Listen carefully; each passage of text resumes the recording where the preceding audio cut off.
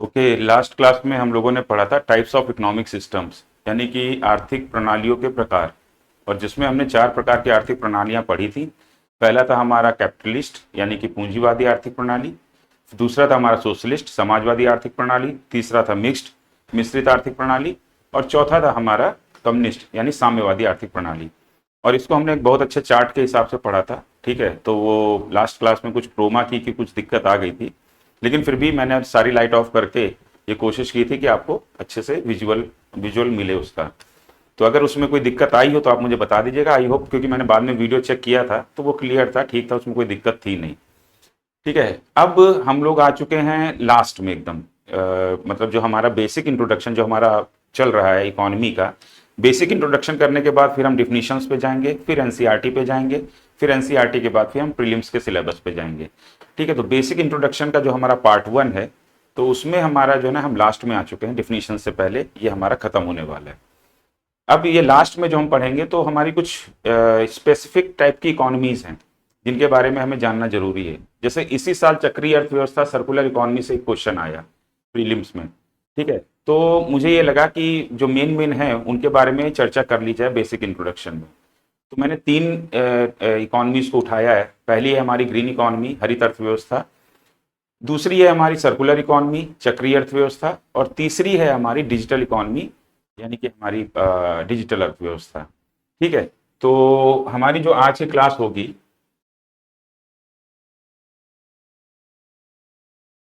ये जो हमारी आज की क्लास होगी, ये हरित अर्थव्यवस्था पहला हम पढ़ेंगे, इसके बाद हम चक्रीय, फिर उसके बाद डिजिटल।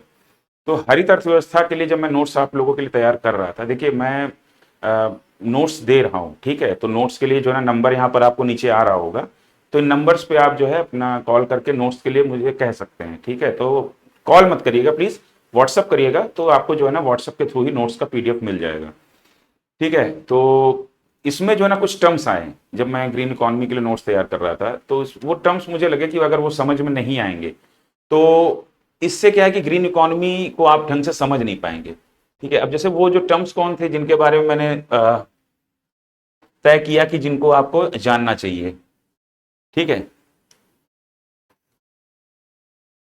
तो वो टर्म्स है हमारा, पहला है सस्टेनेबल डेवलपमेंट यानी कि आपका सतत विकास।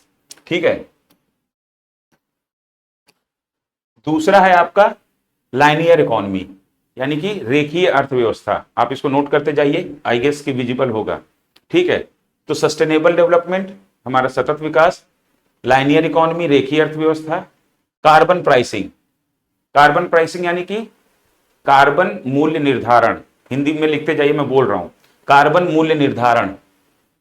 ठीक है, और कार्बन मूल्य निर्धारण के अंतर्गत हम दो इसमें मेथड पढ़ेंगे कि जो हमारी प्राइसिंग होती है, जो मूल्य निर्धारण होता है, ये बेसिकली कार्बन एमिशन से रिलेटेड है कि जो फैक्ट्रियां हैं, जो इंडस्ट्रीज हैं, जो उनके द्वारा कार्बन का उत्सर्जन किया जाता है, एमिशन किया जाता है, तो उस पर जो है ना, जो उस पर जो है टैक्स लगाकर या उस पर कुछ फीस लगाकर या कुछ उस पर पेनाल्टी टाइप की लगाकर, कि ताकि वो कंपनियां इंडस्ट्रीज जो है ना वो कार्बन का उत्सर्जन कम करें, तभी तो हम ग्रीन इकोनॉमी का जो ऑब्जेक्टिव है उसको पाएंगे। ठीक है, तो ये कार्बन प्राइसिंग तीसरा पॉइंट है जिसको समझना होगा हमें ग्रीन इकोनॉमी को समझने से पहले। तो कार्बन मूल्य निर्धारण, और इसमें दो मेथड हैं। पहला है कार्बन टैक्सेस यानी कि कार्बन कर, दूसरा है आपका एमिशन ट्रेडिंग सिस्टम, इसको आप कह लीजिए हिंदी में उत्सर्जन व्यापार प्रणाली। ठीक है, इसका एक और नाम है cap and trade system. Cap का मतलब हो गया सीमा, और व्यापार प्रणाली। ठीक है, तो इसमें क्या लिखेंगे, कार्बन प्राइसिंग के दो मेथड हैं। कार्बन का मूल्य निर्धारण दो में यानी जो पेनल्टी लगाई जा रही है वो दो तरीकों से लगाई जा रही है। पहला है एमिशन ट्रेडिंग सिस्टम, उत्सर्जन व्यापार प्रणाली, और दूसरा है हमारा कैप एंड ट्रेड सिस्टम। यानी कि कैप यानी कि सीमा, कहते नहीं है कि किसी चीज पे ये कैप लगा दिया कि इसके ऊपर आपको नहीं जाना है, बात समझ रहे हैं? तो ये वो कैप है, ये कैप वो टोपी वाला कैप नहीं है, जो एक सीमा निर्धारित करना, वो कैप है ये। तो कैप एंड ट्रेड सिस्टम, सीमा एवं व्यापार प्रणाली। ठीक है, फिर उसके बाद हमारा चौथा है स्मार्ट ग्रिड। तो स्मार्ट ग्रिड को तो ऐसे ही लिख लीजिए। फिर पांचवा है ग्लोबल वैल्यू चेन। ठीक है, ग्लोबल वैल्यू चेन को हिंदी में कहेंगे वैश्विक मूल्य श्रृंखला, वैश्विक मूल्य श्रृंखला। फिर हमारा फिर नेक्स्ट है वैल्यू एडिशन, इसको हिंदी में कहेंगे मूल्य संवर्धन। ठीक है, मूल्य संवर्धन। फिर हमारा है economies of scale, economies of scale, पैमाने की अर्थव्यवस्थाएं। अब देखिए ये सारे जो टर्म्स हैं, आप अगर समझ रहे हैं कि अगर मैं आपको ग्रीन इकोनॉमी पढ़ाऊं तो ग्रीन इकोनॉमी में ये बीच में टर्म्स आएंगे तो आपको समझ में ही नहीं आएगा, तो वो जस्टिफाइड नहीं रहेगा। आप जस्टिस नहीं कर पाएंगे अपनी पढ़ाई को लेकर, और मैं जस्टिस नहीं कर पाऊंगा कि मैं आपको समझा पाया कि नहीं समझा पाया। ठीक है, एज ए टीचर मैं फेल हो जाऊंगा। ठीक है, तो मूल्य संवर्धन, फिर उसके बाद यहां पर लिखिए पैमाने की अर्थव्यवस्थाएं, फिर प्रोडक्शन लिंक्ड इंसेंटिव स्कीम, ये गवर्नमेंट की एक योजना है जो 2020 में आई थी। तो उत्पादन, प्रोडक्शन लिंक्ड इंसेंटिव स्कीम, उत्पादन से जुड़ी हुई प्रोत्साहन योजना, हिंदी में लिखिए उत्पादन से जुड़ी हुई प्रोत्साहन योजना। ठीक है, जो स्टूडेंट मेरे साथ डायरेक्ट जुड़े हुए हैं तो उनको मैं जब नोट्स भेजता हूं तो अगर नोट्स में कोई करेक्शन होता है या नोट्स को मुझे कुछ स्पेसिफिक मतलब कुछ मुझे मैसेज देना होता है तो मैं उन्हें दे देता हूं। अब जैसे मैंने स्टूडेंट्स को जब नोट्स भेज दिए थे तो फिर मैंने उनको बोला था कि हिंदी वाले इंग्लिश वाली हेडिंग को जरूर रिफर कर लें, जो हिंदी मीडियम के स्टूडेंट हैं, और जो इंग्लिश मीडियम के हैं वो अपने स्ट्रक्चर को क्लियर करने के लिए हिंदी मीडियम के नोट्स जरूर पढ़ें। ठीक है, तो अब जैसे ये कितना अजीब सा नाम है कि उत्पादन से जुड़ी हुई प्रोत्साहन योजना।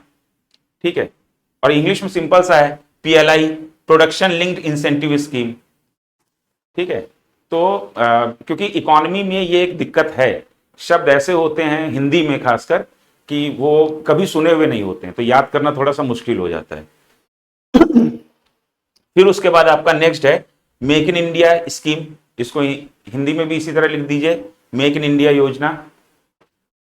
ठीक है, और फिर है आपका एग्रो फॉरेस्ट्री, यानी कि कृषि वानिकी। ठीक है, तो आपका क्या हो गया, सतत विकास, रेखीय अर्थव्यवस्था, कार्बन मूल्य निर्धारण, कार्बन कर, उत्सर्जन व्यापार प्रणाली, या उसको आप दूसरे शब्दों में कह सकते हैं सीमा एवं व्यापार प्रणाली। ठीक है, स्मार्ट ग्रिड, वैश्विक मूल्य श्रृंखला, और आपका ये हो जाएगा मूल्य संवर्धन, पैमाने की अर्थव्यवस्थाएं, उत्पादन से जुड़ी हुई प्रोत्साहन योजना, मेक इन इंडिया योजना, और कृषि वानिकी। अब ये सारे टर्म्स उसमें जो है ना नोट्स में आएंगे आपके। तो ग्रीन इकोनॉमी को जो मैंने पहले जो नोट्स भेजे थे तो वो उन नोट्स में जो है ना, मतलब कि मैंने नॉर्मल ये था कि मैं बेसिकली आपको आके ग्रीन इकोनॉमी की डिफिनेशन बताता, ऑब्जेक्टिव बताता, इसको कैसे अचीव करते हैं और इसमें हमारे सामने चैलेंजेस क्या क्या हैं, केवल इतना ही था। लेकिन वो फिर जस्टिफाई नहीं हो पाता, तो इसलिए पहले हम इन टर्म्स को पढ़ लेंगे और इन टर्म्स को पढ़ने के बाद फिर हम ग्रीन इकोनॉमी को पढ़ लेंगे। ठीक है, तो चलिए फिर आज की क्लास शुरू करते हैं। तो हमारा सबसे पहला कौन सा है, सस्टेनेबल डेवलपमेंट। ठीक है, पहला हमारा क्या है, सस्टेनेबल डेवलपमेंट। हेडिंग डाल लीजिए सतत विकास।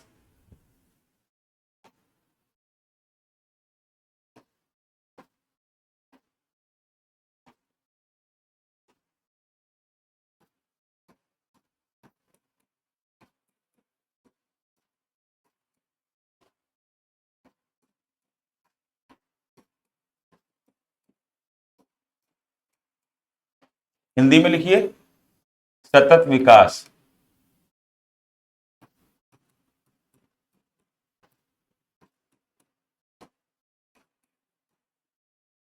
चलिए पहले इसकी डिफिनीशन लिख लेते हैं, फिर उसके बाद चर्चा करते हैं। ठीक है, तो इसकी डिफिनीशन क्या है, ये आपको विजिबल नहीं होगा, दूसरा पेन ले लेता हूं मैं।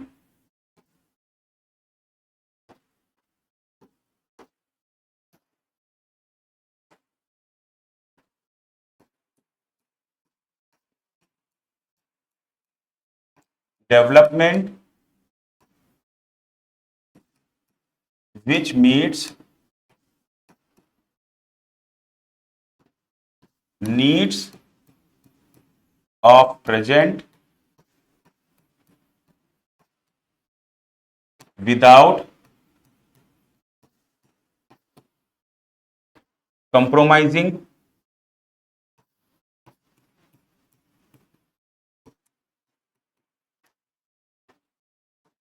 Ability of future generations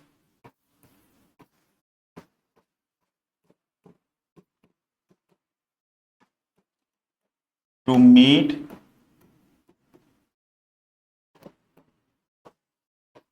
there own requirement. ठीक है, तो ये आपकी इंग्लिश में डिफिनीशन हो गई। Development which meets needs of present requirement without compromising the ability of future generations to meet their own requirements. ठीक है, ये जो सतत विकास है, ये जो वर्ड आया था, जब आप लोग इन्वायरमेंट पढ़ेंगे तो इन्वायरमेंट में ये आपको आप पढ़ेंगे कि 1987 में ये वर्ड जो है ना ब्रंटलैंड कमीशन ने इस्तेमाल किया था। ठीक है, सस्टेनेबल डेवलपमेंट। और ब्रंटलैंड कमीशन ने अपनी एक रिपोर्ट दी थी, उस रिपोर्ट का नाम था आवर कॉमन फ्यूचर, हमारा साझा भविष्य। तो उस रिपोर्ट में ये डिफिनीशन दी गई थी। तो आप चाहो तो इसके नीचे लिख सकते हो कि Brundtland commission report our common future 1987। ठीक है, अब इसको हिंदी में देख लेते हैं।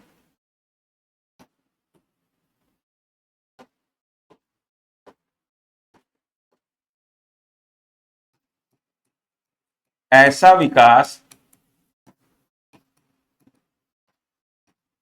जो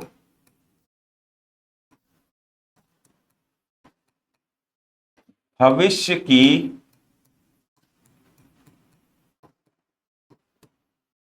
पीढ़ियों की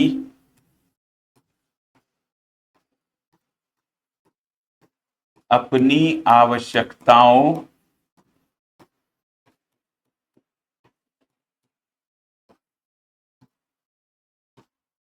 की पूर्ति करने की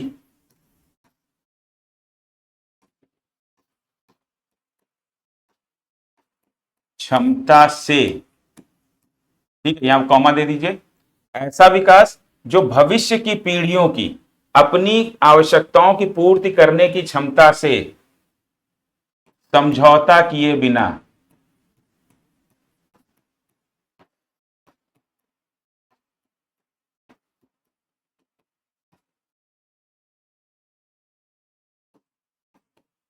वर्तमान की आवश्यकताओं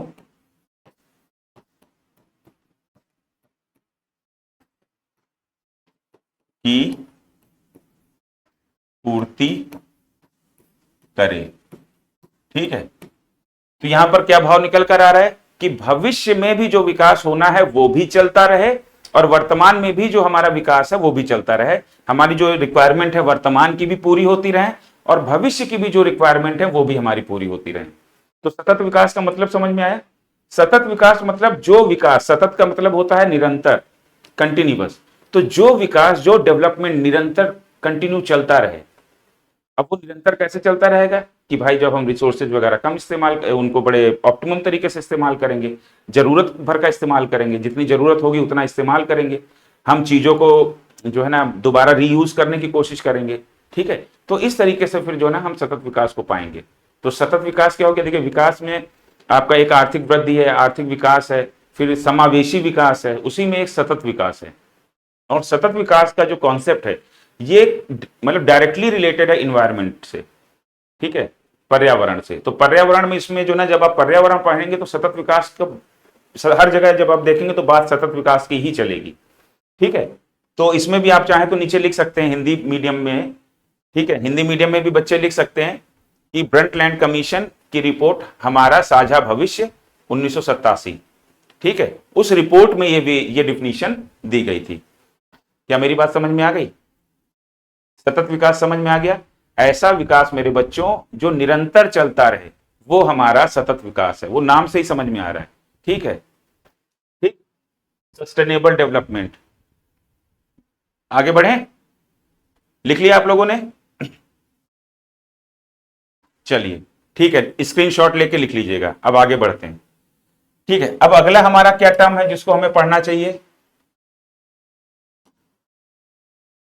अगला टर्म है हमारा लाइनियर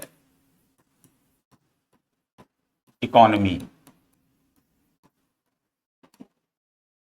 रेखीय अर्थव्यवस्था, हिंदी में क्या लिखेंगे? रेखीय अर्थव्यवस्था।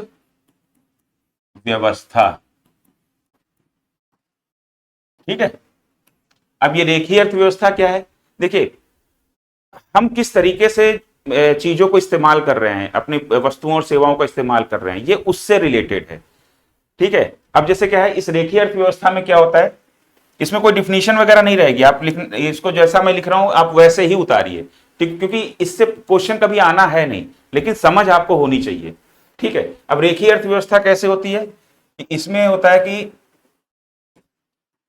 एक्सट्रैक्शन, ठीक है, एक्सट्रैक्शन यानी किसका हो रहा है? रिसोर्सेस का। ठीक है, तो यहां पर ब्रैकेट में लिख दीजिए रिसोर्सेस।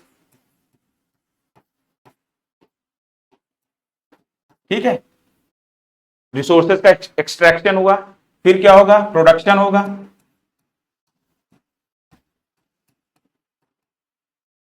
ठीक है, और किसका होगा? प्रोडक्ट का। ठीक है, पहले तो रिसोर्सेस को निकालेंगे, पहले इसको अच्छा एक बार बना लेते हैं, फिर हम लोग डिस्कस करते हैं। ठीक है, बीच में कंफ्यूज हो जाओगे आप भी। ठीक है, तो एक्सट्रैक्शन लिखिए जैसे मैं लिख रहा हूं, फिर तीर लगाकर लिखिए प्रोडक्शन, फिर तीर लगाकर लिखिए कंजम्पशन।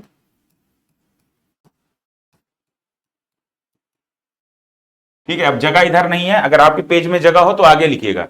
ठीक है, मैं नीचे लिख रहा हूं।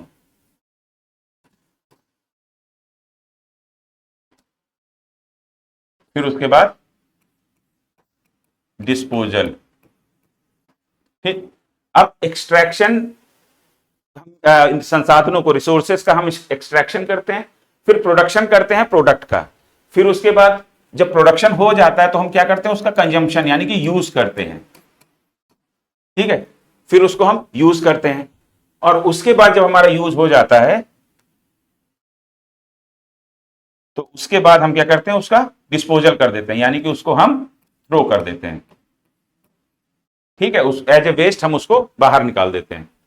तो ये हमारा क्या कहलाता है? ये हमारा कहलाता है लाइनियर इकोनॉमी, रेखीय अर्थव्यवस्था। यहां इसमें क्या हो रहा है? संसाधन को निकाला, उत्पादन किया, उसके बाद उसका उपभोग किया, कंजम्पशन किया, और उसके बाद उसका जो है ना डिस्पोजल कर दिया। ठीक है, अब जैसे आजकल जैसे आप लोग जो पेन खरीदते हैं, जो पेन खरीदते हैं तो उसमें क्या है कि आपने पेन इस्तेमाल किया, जैसे ही उसकी रिफिल खत्म हुई आपने फेंक दिया। जब हम लोग छोटे थे, तो जब हम लोग पढ़ाई कर रहे थे, तो पेन की रिफिल भी अलग से मिलती थी। तो हम सिर्फ पेन खरीदते थे, उसके बाद फिर अगली बार हमें पेन नहीं खरीदना होता था, हम रिफिल खरीद के उसमें डाल लेते थे। ठीक है, तो वो क्या है? वो हमारा पेन कंटिन्यू हमारा साथ दे रहा है। एक बार पेन खरीदा तो 1 साल 2 साल चल रहा है, अगर वो नहीं खोया या नहीं टूटा। और यहां पर आपका एक पेन जो है ना, एक हफ्ते अगर आप ज्यादा इस्तेमाल कर रहे हैं, ज्यादा लिख रहे हैं, तो 1 हफ्ते चलता है। उसके बाद बदलना आपको रिफिल चाहिए, लेकिन आप पूरा पेन बदल रहे हैं। तो ये जो पूरा पेन बदलने वाला जो प्रोसेस है, वो आपका क्या है? Extraction, production, consumption and disposal. Plastic के लिए जो मटेरियल निकाला गया, उसके बाद उस प्लास्टिक से जो है पेन बनाया गया, पेन को आपने इस्तेमाल किया, और उसके बाद जब उसकी रिफिल खत्म हो गई तो आपने फेंक दिया। यानी कि ये जो इकोनॉमी है एक लाइन में सीधे चल रही है, इसीलिए इसको कहते हैं लाइनियर इकोनॉमी या रेखीय अर्थव्यवस्था। ठीक है, हिंदी में इसको लिख लीजिए।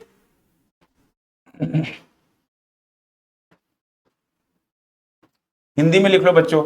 एक्सट्रैक्शन का मतलब हो जाएगा निष्कर्षण,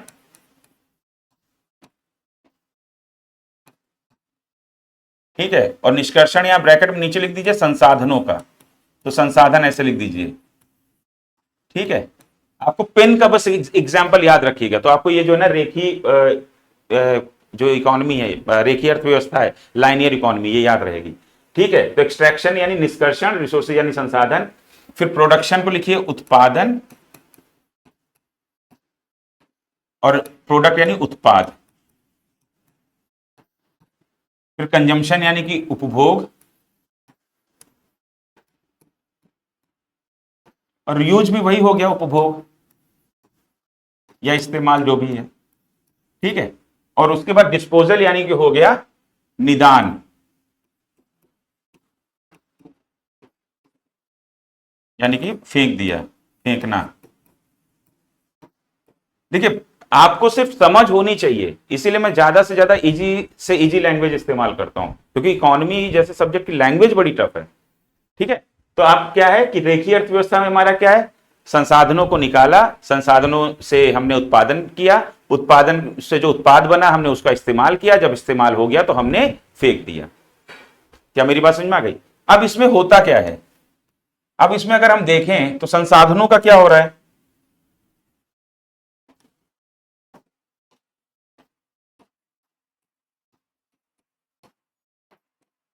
consumption plus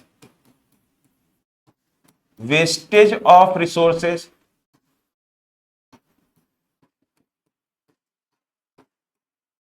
consumption plus wastage of resources, ये कैसा हो रहा है, ज्यादा हो रहा है।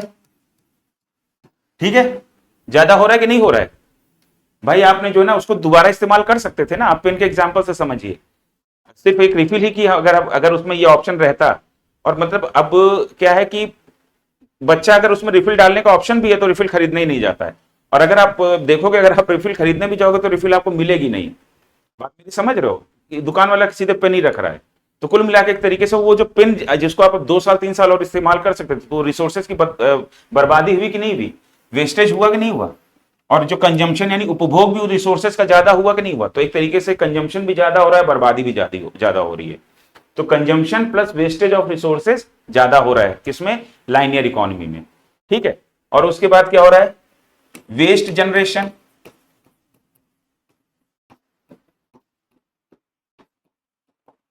वेस्ट जनरेशन यानी कि आपका अपशिष्ट, अपशिष्ट या कूड़ा, कूड़े का निर्माण या अपशिष्ट का निर्माण, वो कैसा हो रहा है, वो भी ज्यादा हो रहा है।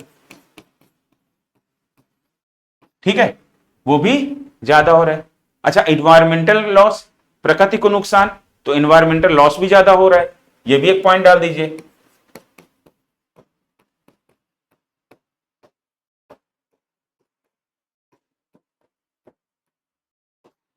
ये भी ज्यादा हो रहा है।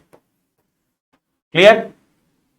तो यहां तक बात समझ में आ गई कि जो आपका रेखीय अर्थव्यवस्था है उसमें आपका वेस्टेज और कंजम्पशन, संसाधनों का वेस्टेज और कंजम्पशन ज्यादा हो रहा है, वेस्ट जनरेशन ज्यादा हो रहा है, और आपका इन्वायरमेंटल लॉस भी ज्यादा हो रहा है। हिंदी में लिख लीजिए इसी चीज को,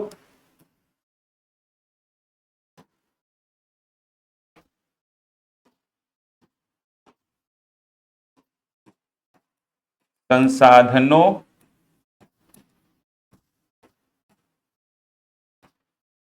का उपयोग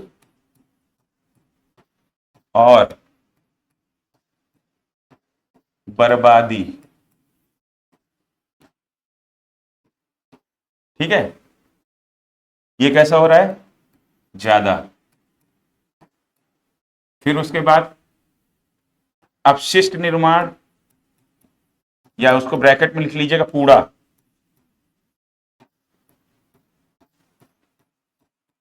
निर्माण,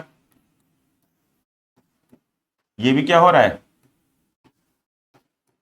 ज्यादा। फिर उसके बाद पर्यावरणीय क्षति,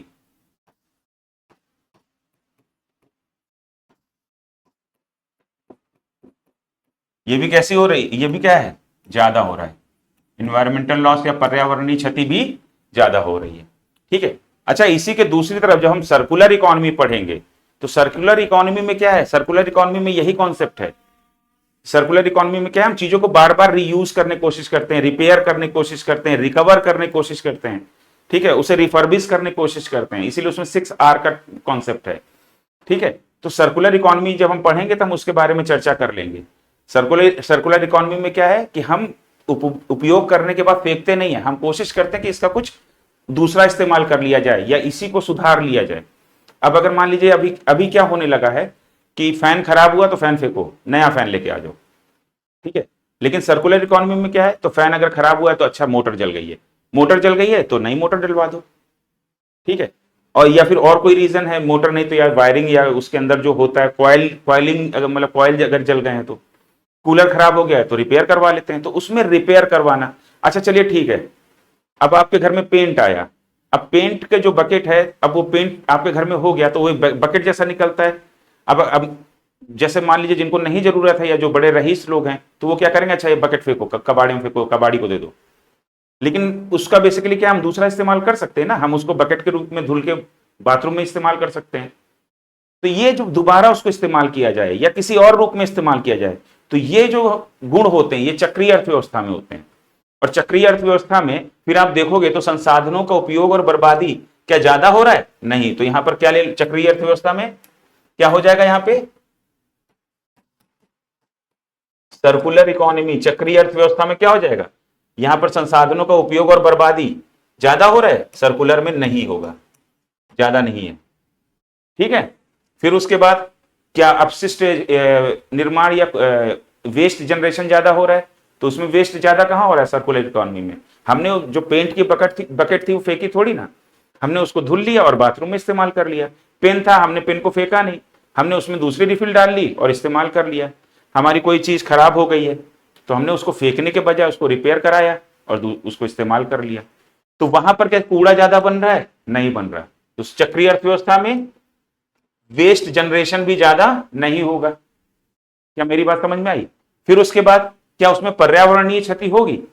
तो जो हम संसाधनों को हम इतना ऑप्टिमम तरीके से इस्तेमाल कर रहे हैं, ठीक है, तो उससे क्या है, इन्वायरमेंट पे भी जोर नहीं आएगा, तो पर्यावरणीय क्षति भी इसमें ज्यादा नहीं होगी। क्या मेरी बात समझ में आ गई? तो सर्कुलर इकोनॉमी इसके बाद वाला ये टॉपिक है, तो उसमें हम ये सारी चीजें पढ़ेंगे। क्या मेरी बात समझ में आई? और उसमें 6R का कॉन्सेप्ट होता है तो वो भी हम वहीं पढ़ लेंगे। ठीक है। अब उसके बाद अगला हमारा क्या है, तो हमारा ये लाइनियर इकोनॉमी खत्म हो गया। अब नेक्स्ट टर्म क्या है हरित अर्थव्यवस्था पढ़ने से पहले, तो हमारा नेक्स्ट टर्म है कार्बन प्राइसिंग। ठीक है, नेक्स्ट क्या है, कार्बन प्राइसिंग। ठीक है, हिंदी में लिख लीजिए कार्बन मूल्य निर्धारण। ठीक है, तो सबसे पहले तो ये देख लेते हैं कि ये होता क्या है, इसकी डिफिनीशन लिख लीजिए आप लोग।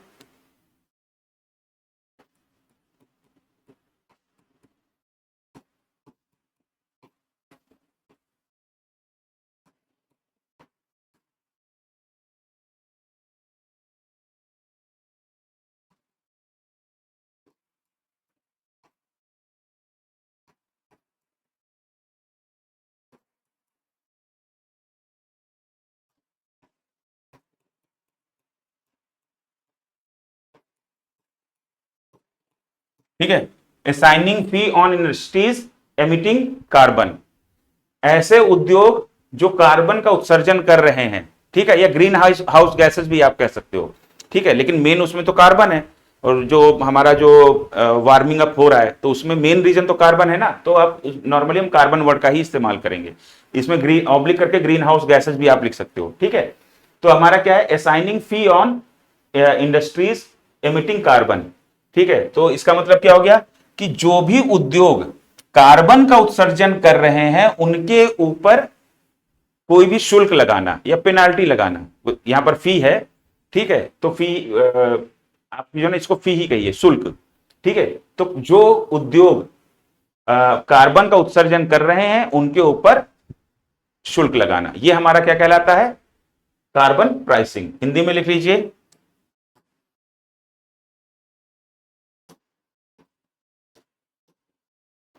ठीक है, जो उद्योग कार्बन का उत्सर्जन कर रहे हैं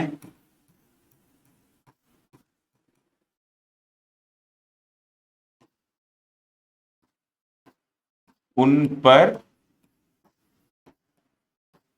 शुल्क लगाना, यह क्या कहलाता है, कार्बन प्राइसिंग या कार्बन मूल्य निर्धारण। हिंदी में लिख लीजिए कार्बन मूल्य निर्धारण। कार्बन प्राइसिंग समझ में आ गया?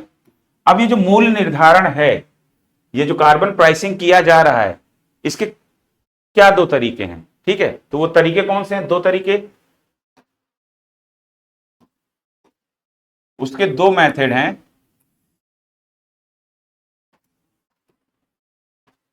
ठीक है, कार्बन मूल्य निर्धारण के, लिख लिया आप लोगों ने? लिख लिया है ना सबने? ना लिखा हो तो लिख लीजिए।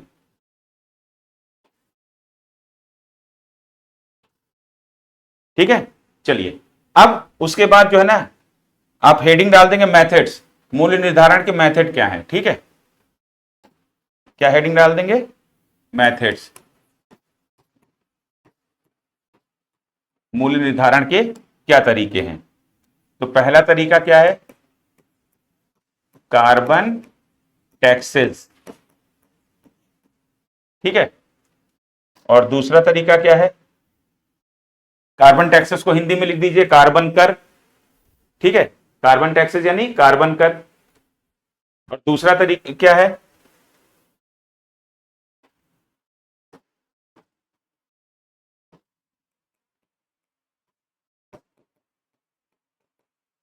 Emission trade system. ठीक है, इसका एक दूसरा नाम भी है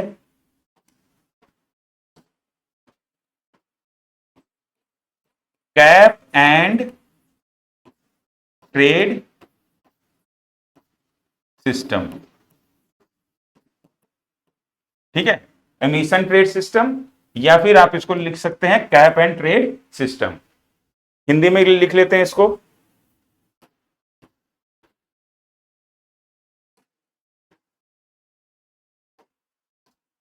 ये हो गया कार्बन कर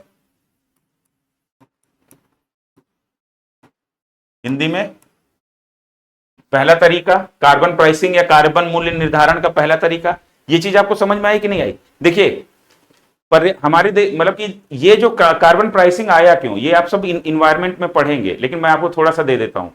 देखिए, हम क्या हमारे पर्यावरण को क्षति ना पहुंचे, और जो हमारी धरती जो है ना लगातार जो हीटअप होती जा रही है, अब जैसे क्लाइमेट चेंज को लेकर जो बातें चल रही हैं, तो उससे क्या है कि ये दबाव डाला जा रहा है, और देश मिलकर भी, भारत तो मतलब स्वेच्छा से कर रहा है, लेकिन और भी विकसित देशों पे ये दबाव डाला जा रहा है कि आप ग्रीन हाउस गैसेस का उत्सर्जन कम करिए, कार्बन का उत्सर्जन कम करिए। अब बेसिकली कार्बन उत्सर्जित कहां से होता है? जो उद्योग धंधे लगे हुए होते हैं। अब वो जो उद्योग धंधे हैं, वो गैसों, वो जो है ना, मतलब देखते हैं ना कि वो फैक्ट्रियों से वो धुआं निकलता रहता है। तो वो सारे क्या है, उससे क्या है कि वो हमारे पर्यावरण को प्रदूषित कर रहे हैं, और हमारे लिए जो है ना एक चुनौती पेश कर रहे हैं आगे भविष्य के लिए भी।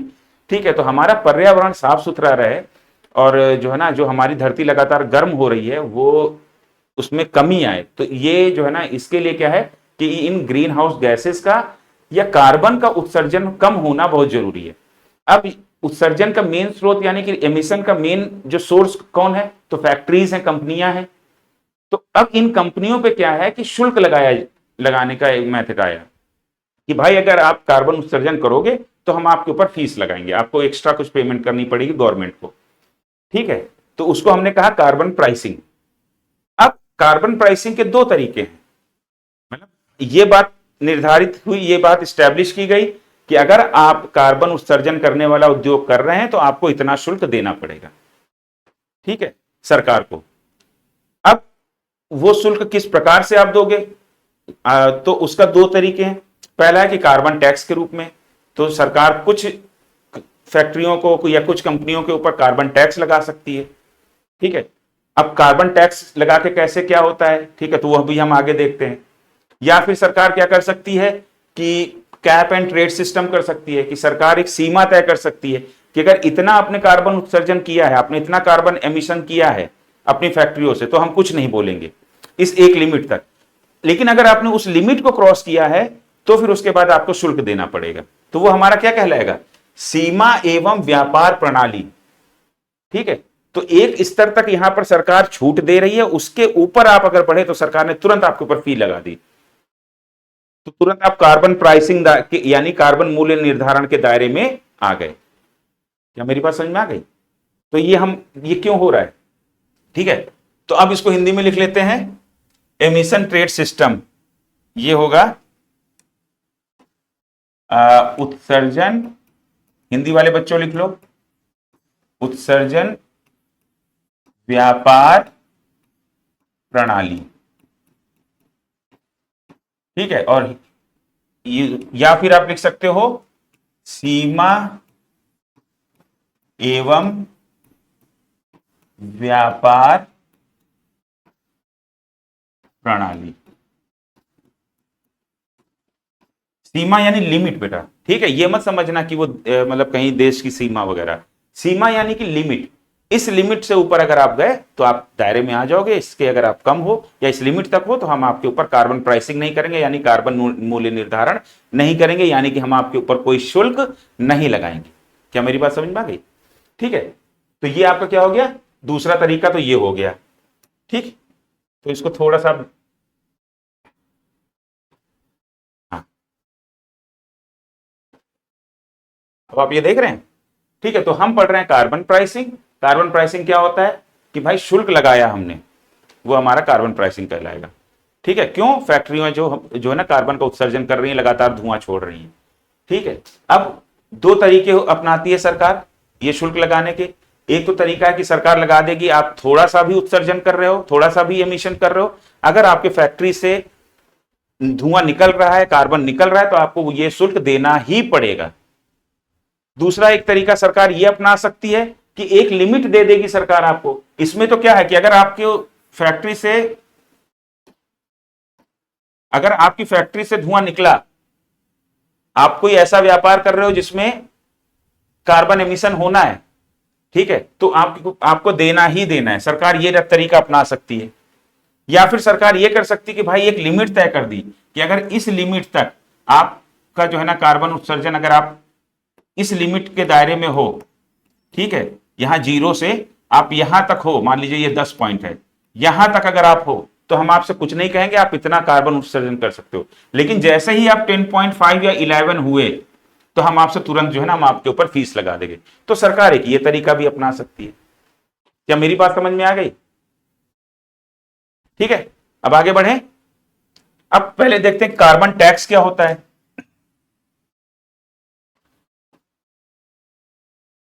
ठीक है, तो पहले क्या देखते हैं, कार्बन टैक्स।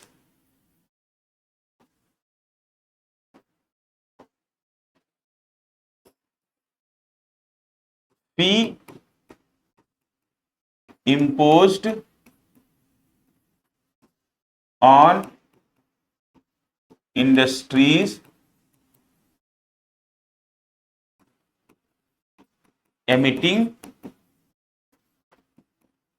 कार्बन। देखिए, जिन बच्चों के पास नोट्स मैंने पहले ही भेज दिए हैं वो नोट्स साथ लेके बैठे। ठीक है, क्योंकि मतलब नोट्स में जैसे क्या है कि डिफिनीशन और इस डिफिनीशन, अब जैसे मैंने यहां पर कार्बन पे इंडस्ट्रीज की जगह मैंने लिख दिया है कि प्रोडक्शन एक्टिविटीज। तो प्रोडक्शन एक्टिविटीज कौन करेगा? इंडस्ट्रीज ही करेंगी। ठीक है, तो नोट्स साथ लेकर बैठिए, फिर आप पता लगा बाद में कंफ्यूज होंगे कि सर ने तो नोट्स में तो लिखा है कि प्रोडक्शन एक्टिविटीज और सर ने क्लास में बताया कि इंडस्ट्रीज। तो इंडस्ट्रीज में ही तो प्रोडक्शन एक्टिविटी होगी। तो जिनके पास नोट्स है वो जब भी क्लास करें वो नोट्स लेकर बैठे। ठीक है, अब fee imposed on industries emitting carbon. ठीक है, तो ये तरीका जो है ना इसमें क्या है, वो हमारा कहलाएगा क्या, कार्बन टैक्सेस। कि डायरेक्ट वो फी लगा देंगे। आप जरा सा भी आपका कार्बन उत्सर्जन वाला व्यापार है, चाहे उस थोड़ा सा भी कार्बन उत्सर्जित हो रहा हो, तो सरकार उस पर्टिकुलर व्यापार पे, उस बिजनेस पे, उस इंडस्ट्री पे लगा देगी। ठीक है, हिंदी में क्या लिखेंगे,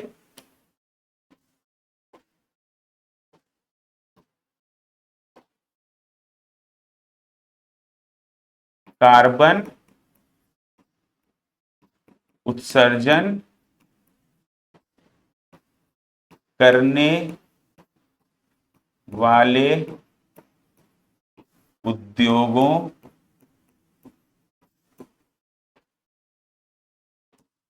पर लगाया गया शुल्क। ठीक है, कार्बन शुल्क कार्बन टैक्सेस कहलाता है। ठीक है, कार्बन उत्सर्जन करने वाले उद्योगों पर लगाया गया शुल्क कार्बन उत्सर्जन कहलाता है। मेरी बात समझ में आई? अच्छा, अब कार्बन प्राइसिंग जो मैंने आपको पढ़ाया है, थोड़ा ध्यान दीजिएगा।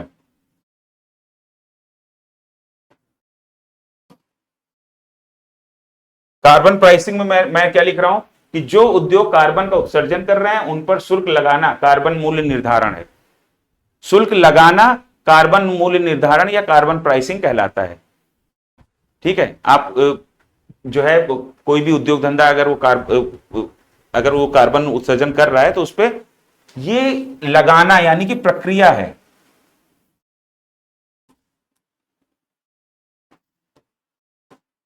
ये जो है ना शुल्क लगाना, ये क्या है, एक एक्टिविटी है। कंफ्यूज मत होइएगा कि अब इसमें तो सेम सेम डिफिनीशन है, सेम नहीं है। उद्योग पर शुल्क लगाना कार्बन प्राइसिंग है, ठीक है, और लगाया गया शुल्क वो हमारा कार्बन कर है। यहां पर क्या है, लगाया गया शुल्क यानी कि अमाउंट। जैसे आप इसको ऐसे समझिए, माता जी द्वारा गरीबों को खाना खिलाना, तो माता जी द्वारा गरीबों को खाना खिलाना, माता जी द्वारा अपने बच्चे को खाना खिलाना, तो ये क्रिया हो गई, ठीक है। लेकिन माता जी द्वारा गरीबों को खिलाई गई रोटी, ठीक है, या खिलाया गया खाना, तो यहां पर क्वांटिटी आ रही है, तो यहां पर क्या है, ये एक एक्टिविटी हो गई। तो ये आपका कार्बन प्राइसिंग क्या है, ये एक एक्टिविटी है कि भाई शुल्क लगाना जो है वो हमारा कार्बन प्राइसिंग है, और लगाया गया शुल्क तो यहां पर यानी कि कहा जा रहा है कि अमाउंट, तो ये जो घटना है ये हमारा क्या कहलाता है, कार्बन कर या कार्बन टैक्स, ठीक है। अब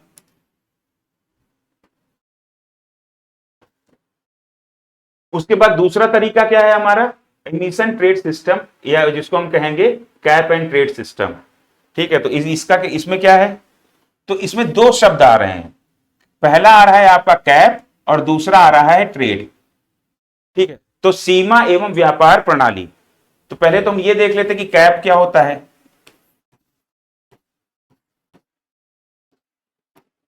ठीक है, तो मैंने आपको क्या बताया, गवर्नमेंट एक लिमिट लगा देती है कि इसके नीचे तक अगर आपने कार्बन उत्सर्जन किया है तो हम कुछ नहीं बोलेंगे, आपके ऊपर कोई शुल्क नहीं लगेगा, लेकिन अगर इससे ऊपर अगर आप क्रॉस हो गए तो आप तुरंत शुल्क के दायरे में आ जाओगे। क्या मेरी बात समझ में आ गई। तो यहां पर कैप क्या है, कैप है government limits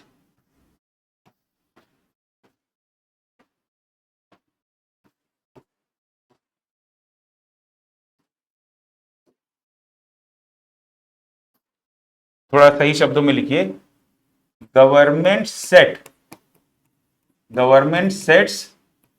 limit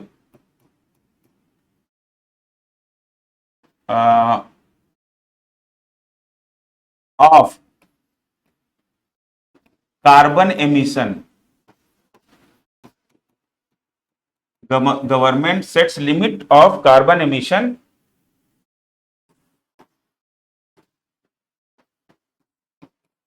from the industries,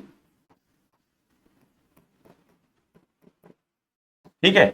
government sets limit of carbon emission from the industries, government जो ना उद्योगों पर कार्बन उत्सर्जन की एक सीमा लगा देती है, ठीक है, एक लिमिट लगा देती है, तो वो हमारा क्या हो गया, वो हमारा कैप।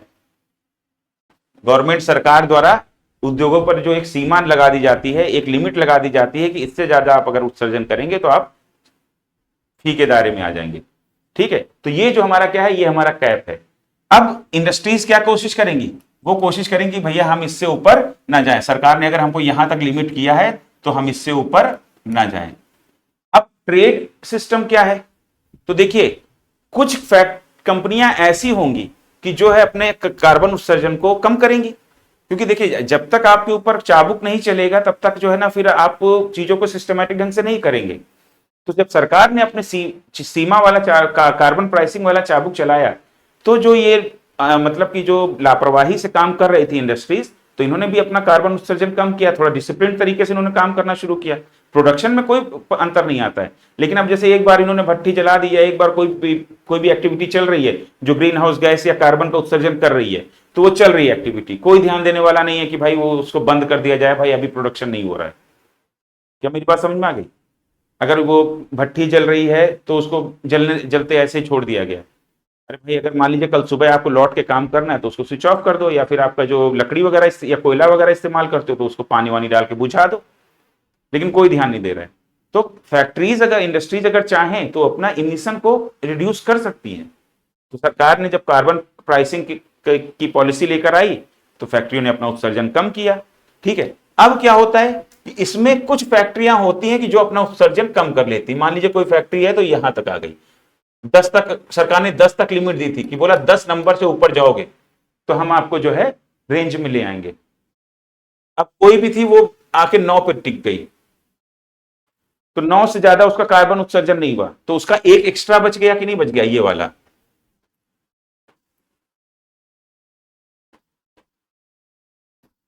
ये देखिए,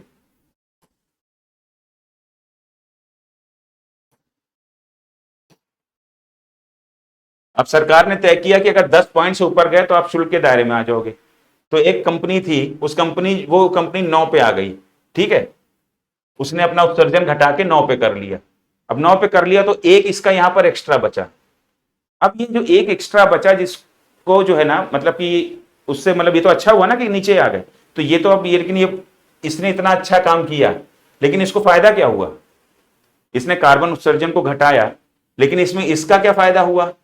तो इसका फायदा ये हुआ कि सरकार ने बोला तुम इसको व्यापार कर लो या बेच लो। ठीक है, व्यापार कर लो या बेच लो।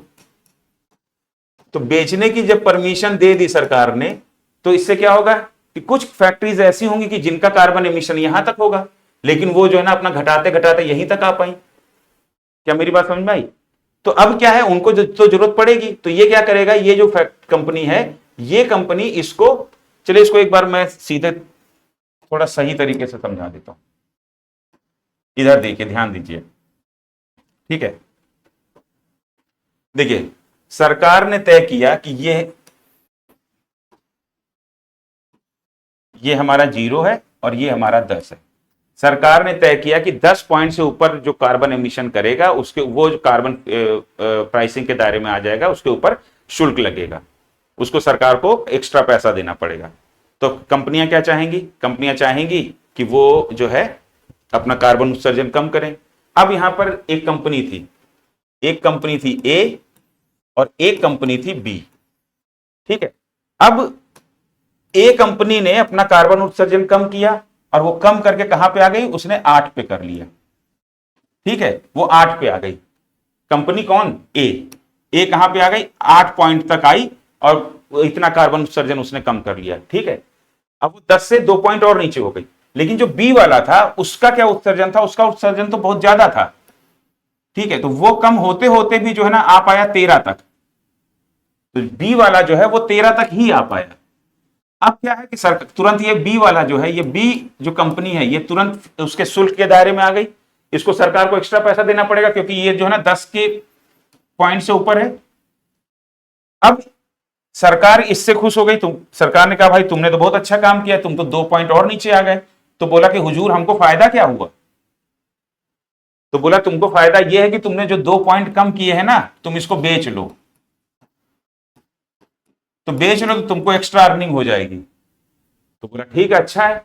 तो उसने बी वाले को वैसे भी जरूरत थी, तो बी वाले से बोला खरीदोगे? तो बोला हाँ यार, हम तो 3 पॉइंट ऊपर हैं, सरकार को तो अभी 3 पॉइंट के बराबर पैसा देना पड़ेगा। लाओ तुम 2 हमको अपने दे दो, जो तुम्हारे 2 पॉइंट बचे हैं ये 2 हमको दे दो। तो ये जो हमारा जो बी है, ये जो हमारा ए है, ये जो हमारा ए है,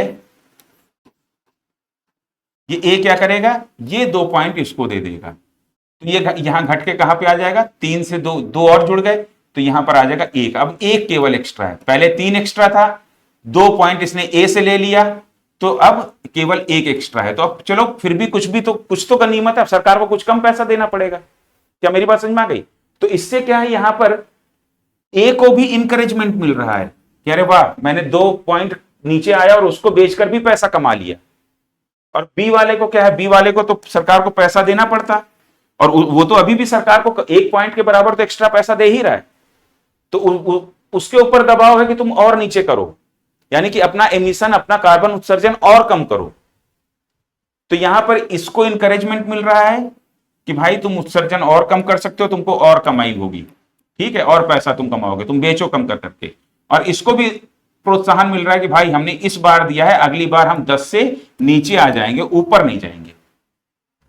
तो कैप एंड ट्रेड सिस्टम समझ में आया? कैप में सरकार ने एक सीमा लगा दी, और उसके बाद जो है ना, ट्रेड के अंतर्गत अगर किसी ने उत्सर्जन अपना कम किया है उस सीमा से, तो जो अतिरिक्त उत्सर्जन उसने कम किया है, तो वो अतिरिक्त जो है वो बेच सकता है। और ये सिस्टम क्या है, इसमें क्या है कि दोनों दोनों अपना बेच रहे हैं, दोनों अपना जो है ना काम कर रहे हैं, लेकिन प्रोडक्शन किसी का भी हैम्पर नहीं हो रहा। देखिए, कोई भी इंडस्ट्री है वो भले ही शुल्क पेनाल्टी दे देगी, लेकिन अपना प्रोडक्शन नहीं कम करेगी। ठीक है, तो अगर ए ने अपना कार्बन उत्सर्जन कम किया है, तो इसका मतलब ये नहीं है कि उसने अपना प्रोडक्शन गिरा लिया। प्रोडक्शन कभी कोई कंपनी अपना नहीं कम करेगी। अगर मुझे 100 पेन बना के बेचने, मेरे पास 100 पेन का ऑर्डर है, तो मैं 100 पेन बनाऊंगा ही बनाऊंगा। ये तो है कि मुझे एक सरकार ने योजना दे दी कि भाई तुम अपना कार्बन उत्सर्जन कम कर ले जाओ, तो इधर 100 पेन बेच के भी तुम कमाओगे, और जो उत्सर्जन जितना तुम कम कर ले जाओगे उस सीमा से, उसको बेच के भी कमा लेना। ठीक है, लेकिन यहां से तो कमाई करने के लिए हम यहां की कमाई नहीं रोकेंगे ना, क्योंकि मेन काम तो यही है ना। तो इस व्यवस्था में क्या हुआ कि प्रोडक्शन पे कोई क्षति नहीं हुई। अच्छा, ये तो सेम रूल बी के ऊपर भी लागू होगा, बी कंपनी के ऊपर, जो ए कंपनी के ऊपर लागू हो रहा है। तो इस व्यवस्था में प्रोडक्शन के ऊपर कोई क्षति नहीं हो रही है। ठीक है, और हमारा कार्बन जो हमारा एमिशन है, कार्बन उत्सर्जन जो है, वो हमारा जरूर नीचे आ रहा है। तो ये कैप एंड ट्रेड सिस्टम समझ में आ गया? तो चलिए इसको लिख लेते हैं अब।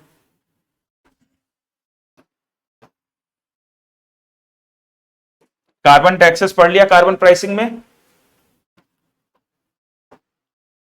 हम कार्बन प्राइसिंग पढ़ रहे हैं, मतलब कार्बन उत्सर्जन कम करने के लिए सरकार की एक नीति। तो इसमें हमने जो है ना, दो तरीके हैं कार्बन प्राइसिंग के। कार्बन टैक्स हमने पढ़ लिया। कार्बन टैक्स क्या है कि आप जैसा भी हो, आपके ऊपर फी लगाई जाएगी। तो आपके ऊपर जो फी लगाया जाना, वही आपका क्या है, कार्बन टैक्स है। ठीक है, तो एक तो ये तरीका कि डायरेक्ट आपके ऊपर फीस लगा दी गई, आपके फैक्ट्री से निकल रहा है कार्बन, तो फिर आपके ऊपर लग गया, आप दायरे में आ गए, वो चाहे 1 पॉइंट निकले चाहे 10 पॉइंट निकले। ठीक है, दूसरा क्या है, इमिशन ट्रेड सिस्टम, या जिसको हम कह सकते हैं कैप एंड ट्रेड सिस्टम। ठीक है, अब कैप एंड ट्रेड सिस्टम में नोट्स लिख लेते हैं।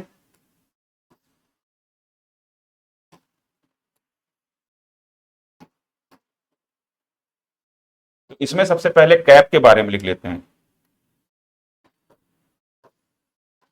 सबसे पहले लिखते हैं कैप क्या है, और फिर हम लिखेंगे ट्रेड क्या है। ठीक है, तो आप लोग हेडिंग डाल दीजिए इसके नीचे, कैप। कैप क्या है, गवर्नमेंट सेट्स लिमिट फॉर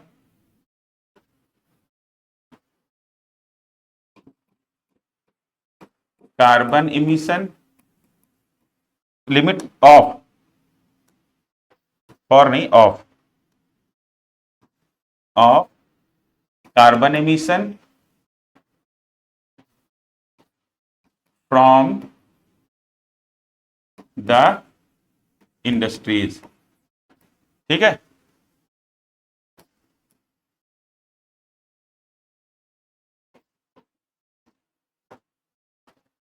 सरकार उद्योगों से carbon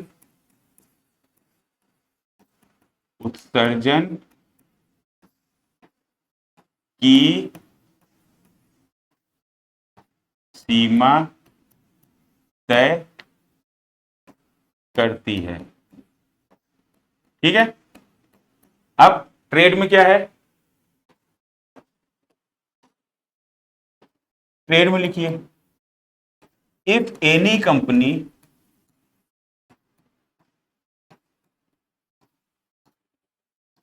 emits less carbon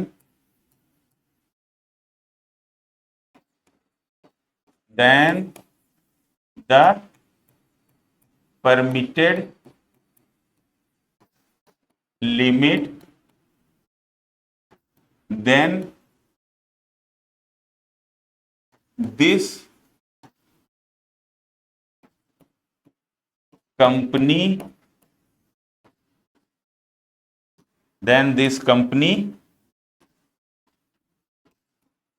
can sell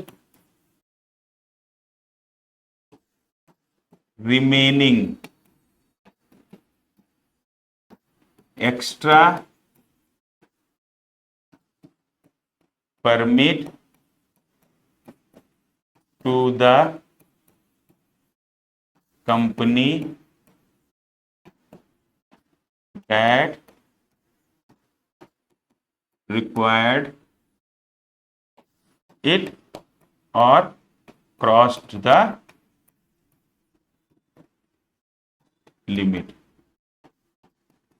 ठीक है, if any company emits less carbon, ठीक है, then the permitted limit, then this company can sell, कौन सा, can sell that remaining extra. अब जैसे यहां पर मैंने आपको क्या बताया था कि 10 पॉइंट तक था, तो ए कंपनी कहां पे आ गई थी, 8 तक। तो ये जो रिमेनिंग एक्स्ट्रा परमिट है, रिमेनिंग एक्स्ट्रा जो परमिट है, इस परमिट को, ये 2 पॉइंट के बराबर का जो परमिट है, इस परमिट को ये company, this company can sell remaining extra permit to the company that required it और क्रॉस्ड द लिमिट। अब लिमिट कौन क्रॉस किया था या किसको रिक्वायरमेंट थी, बी कंपनी को, जो कहां पर चली गई थी, 10 पॉइंट से ऊपर थी और कहां पे थी, 13 पे थी। तो ये 3 पॉइंट एक्स्ट्रा थी। ठीक है, अब इसको क्या है, इसके पास 2 थे तो 2 इसने इसको बेच दिए, तो ये 3 पॉइंट से घट के 1 पॉइंट पे आ गई। तो मतलब कुछ तो कम हुआ। तो मेरी बात समझ में आ गई, तो हिंदी में लिख लीजिए इसको,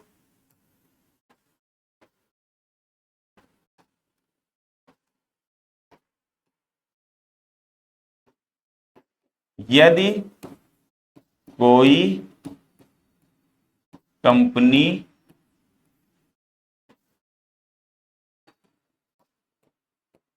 अनुमति प्राप्त सीमा से कम उत्सर्जन, कम कार्बन उत्सर्जन करती है,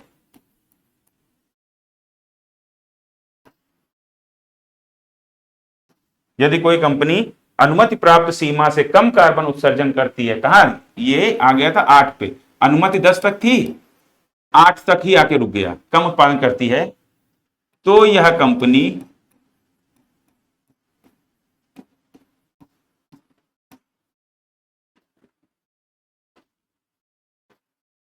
इस अतिरिक्त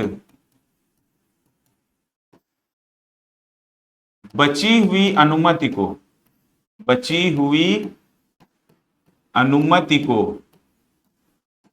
अब बची हुई अनुमति क्या है, 2 पॉइंट के बराबर की अनुमति बची हुई है, 2 पॉइंट के, ये 2 पॉइंट और जा सकता था तब ये 10 पे पहुंचेगा ना।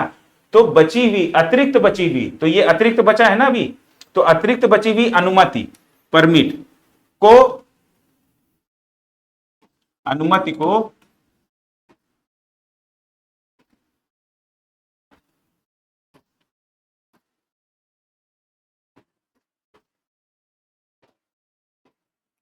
उन कंपनियों को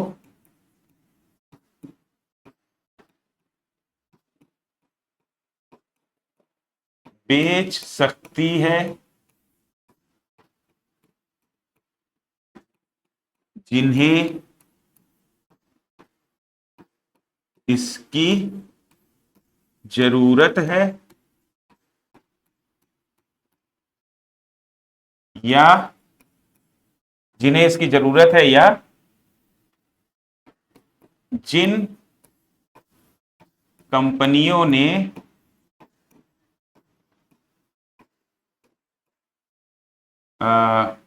अनुमति सीमा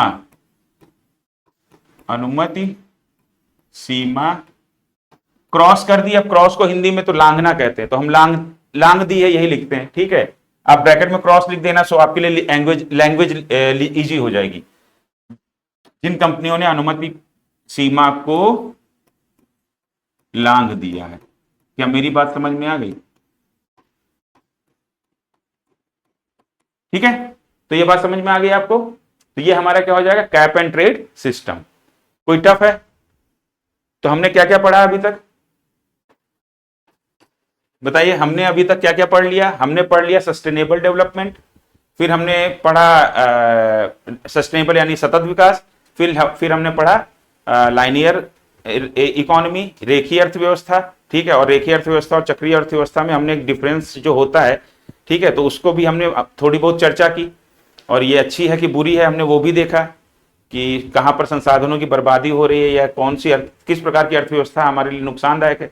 अब जैसे लाइनियर इकोनॉमी को अगर हम देखें, रेखीय अर्थव्यवस्था को, तो ये रेखीय अर्थव्यवस्था पूंजीवादी मॉडल, कैपिटलिस्ट मॉडल को ज्यादा रिप्रेजेंट कर रही है, क्योंकि पूंजीवादी मॉडल में क्या है, लाभ लेना है, तो बस प्रोडक्शन करते रहो। अब हम पूरी दुनिया में क्या है, पूंजीवाद धीरे धीरे फैला हुआ है, और भारत में भी पूंजीवाद प्रभावी होता जा रहा है, कैपिटलिस्ट मॉडल प्रभावी होता जा रहा है, ठीक है। तो यहां पर क्या है, प्रोडक्शन बस बढ़ाना है, प्रोडक्शन बढ़ाना है, सामान बनाओ बेचो, बनाओ बेचो, तो बिकेगा तब ना जब पिछला सामान जो बेचा था वो फेंक दिया जाए। मेरी बात समझ में आ रही है? तो ये जो पूंजीवादी कैपिटलिस्ट मॉडल है, ये हमारा लाइनियर इकोनॉमी को रिप्रेजेंट कर रहा है। लेकिन जो हमारा सोशलिस्ट मॉडल है, वो हमारा जो सर्कुलर इकोनॉमी को रिप्रेजेंट करता है। तो उस पर आएंगे सर्कुलर में, तो वो भी समझ में आ जाएगा, है ना। सर्कुलर ही हमारा नेक्स्ट है। फिर उसके बाद हमने कार्बन प्राइसिंग पढ़ा। कार्बन प्राइसिंग क्या है, हमने ये जाना कि भाई पर्यावरण, हमें तो ग्रीन इकोनॉमी पढ़नी है। अब ग्रीन इकोनॉमी कैसे, हरित अर्थव्यवस्था कैसे स्टैब्लिश होगी, जब हमारा पर्यावरण संरक्षित होगा।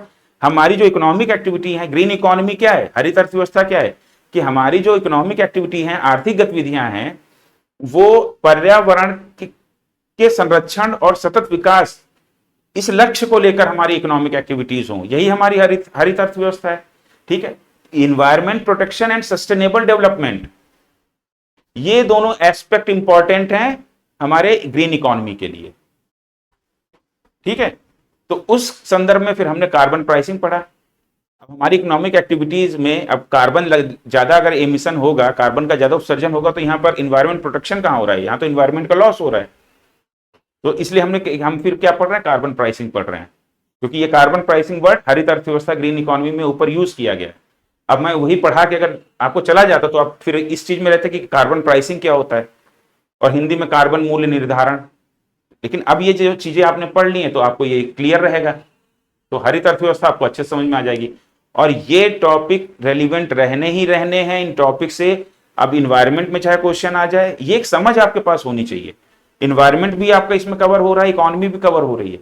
और ये जो क्लाइमेट चेंज है, ये हमारी धरती का जो, ये हमारी धरती जो गर्म होती जा रही लगातार, तो ये टॉपिक तो अब आगे भविष्य के लिए रेलिवेंट होना ही होना है, किसी भी एग्जाम में रेलिवेंट होना है।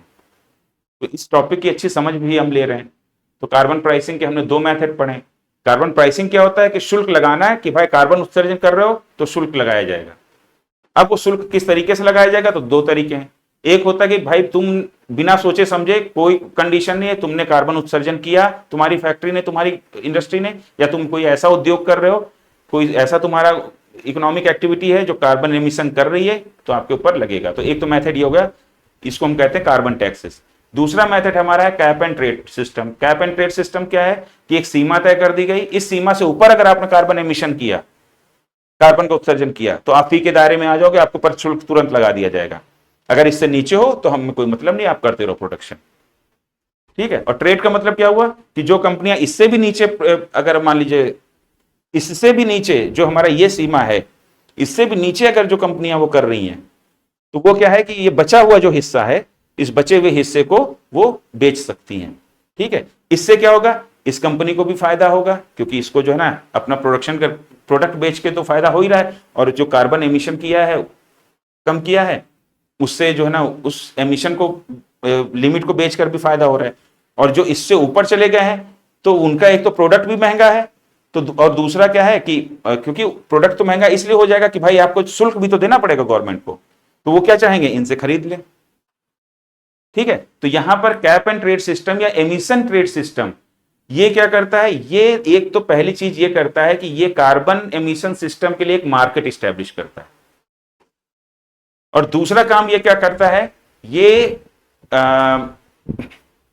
इनकरेज करता है दोनों कंपनियों को, ठीक है, कि वो अपना कार्बन का एमिशन कम करें। ठीक है, तो ये इसका बेनिफिट लिख लीजिए, बेनिफिट लिख लीजिए कैप एंड ट्रेड सिस्टम का, नीचे ही लिख लीजिए।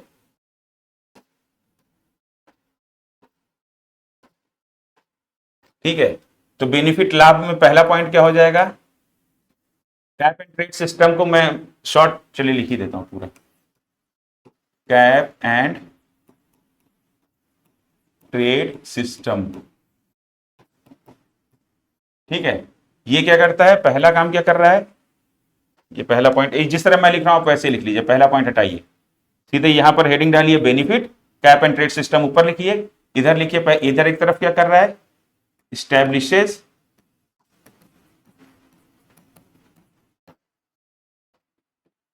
market for carbon emission system। ठीक है, establishes market for carbon emission system, Hindi में क्या लिखेंगे कि कार्बन उत्सर्जन प्रणाली के लिए, लिख ही देता हूं,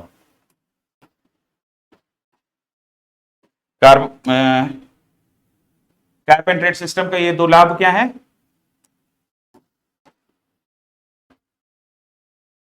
कार्बन, हिंदी में लिखिए कार्बन उत्सर्जन प्रणाली के लिए बाजार स्थापित करता है,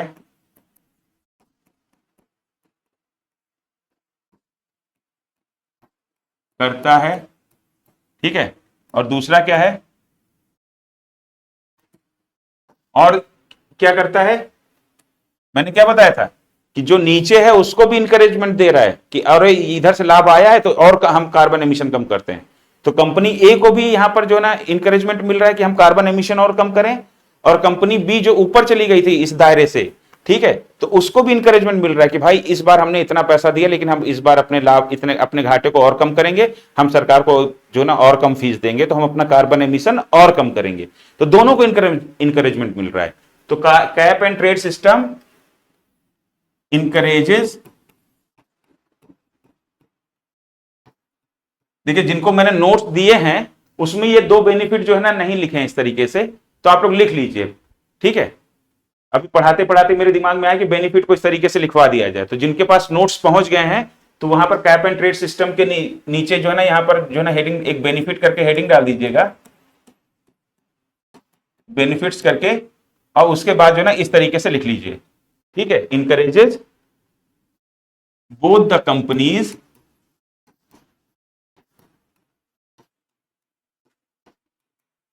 इंकरेजेस बोथ द कंपनीज, अब बोथ द कंपनीज में एक तरफ लिख दीजिए कि सेलर, मतलब एक जो कार्बन वो जो परमिट है, कार्बन एमिशन का जो परमिट है, तो एक्स्ट्रा जो रिमेनिंग परमिट था ना, जितना उसने कम किया था, तो वो बेचने वाला हो गया, और एक था जो ऊपर चला गया था, तो वो जो ना खरीदने वाला हो गया। तो यहां पर कौन सी एक कंपनी, सेलर, और दूसरा लिख दीजिए एंड बायर, बायर कंपनी। ठीक है, encourages both the companies seller and buyer for reduction in carbon emission, for reduction in carbon emission, Hindi में लिख लीजिए। ठीक है, कैप एंड ट्रेड सिस्टम सीमा एवं व्यापार प्रणाली दोनों कंपनियों,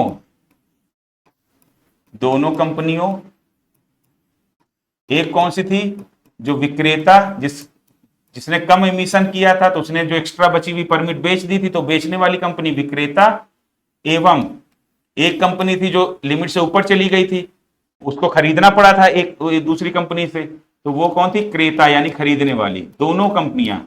ठीक है, दोनों कंपनियों क्रेता एवं विक्रेता को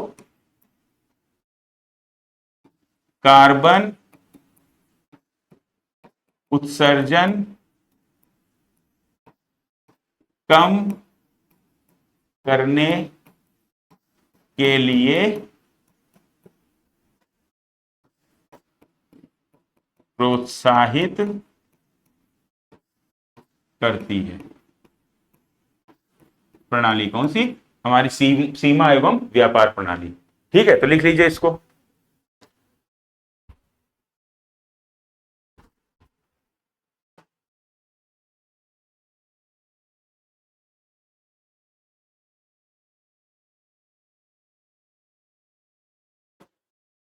ठीक है, लिख लिया आप लोगों ने? चलिए आज के लिए इतना ही रखते हैं। ठीक है, नेक्स्ट क्लास में फिर करते हैं। नेक्स्ट क्लास भी अभी हो सकता है अगले 12 घंटे के अंदर अपलोड हो जाएगी, क्योंकि बीच में मैं यहाँ पर था नहीं, तो क्लासेस करीब 10-12 दिन नहीं पड़ी हैं। ठीक है, ये जो प्रॉमिस है मेरा कि आपकी 240 क्लासेस, उससे कम ही क्लासेस में आपकी इकॉनमी पूरी मैं करवाऊंगा, तो मैं करवाऊंगा। ठीक है, कई बार ऐसे हालात बन जाते हैं कि क्लासेस नहीं हो पाती है। ठीक है, लेकिन आपकी क्लासेस पूरी होंगी और क्वालिटी आप देख ही रहे हैं। ठीक है, तो हम इसी हिसाब से चलेंगे। ये क्लासेस में थोड़ा बहुत प्लस माइनस कभी कभार हो सकता है, जैसे इस बार हो गया, 10 दिन का गैप हो गया, इतना लंबा गैप अब नहीं होगा। ठीक है, लेकिन क्लासेस आपकी जरूर होंगी। ठीक है, अब अगली क्लास है, अगले 12 घंटे के अंदर मैं कोशिश करूंगा कि पढ़ जाए। ठीक है, तो चलिए, फिर आप लोगों ने इसका स्क्रीनशॉट ले ही लिया होगा, तो आज यहीं तक पढ़ते हैं। ठीक है, फिर नेक्स्ट क्लास में फिर हम आगे स्मार्ट ग्रिड वगैरह, फिर value addition, smart grid, economies of scale, ये जो हमारे बचे हुए टॉपिक हैं इनको हम करेंगे। ठीक है, चलिए खूब अच्छे से पढ़िए।